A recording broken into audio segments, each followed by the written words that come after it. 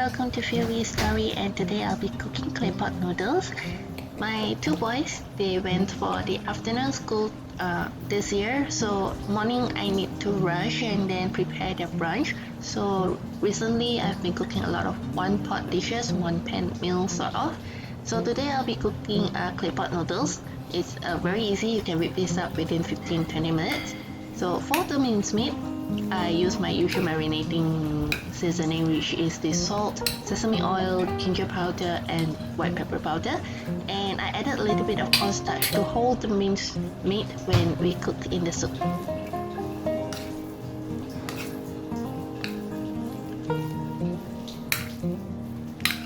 If you order this dish in the hawker stall, it will cost you at least $5 in Penang, and sometimes it's about $5.50 or so because of the added extra egg.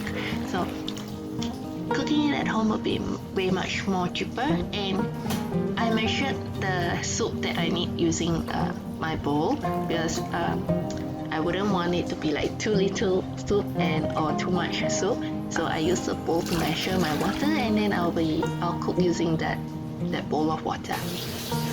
So bring the water to boil and then add in the claypot noodles.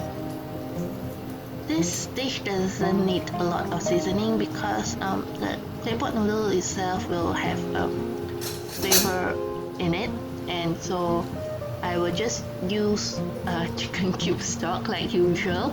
If you have chicken stock, homemade chicken stock, or whichever, you can use that, but I'll be just using water and chicken cube stock. So then after that, I'll be putting in the fishball and also some minced meat, which just now I've marinated. Just scoop some of it on a teaspoon and then put it into the soup. While you're putting in, do not stir yet. Let it solidify first, then only you start stirring the soup. Else the minced meat will just go, just doesn't hold it together. Be gentle when you're doing stirring, so that let it keep the shape first, then after that you can do whatever you want.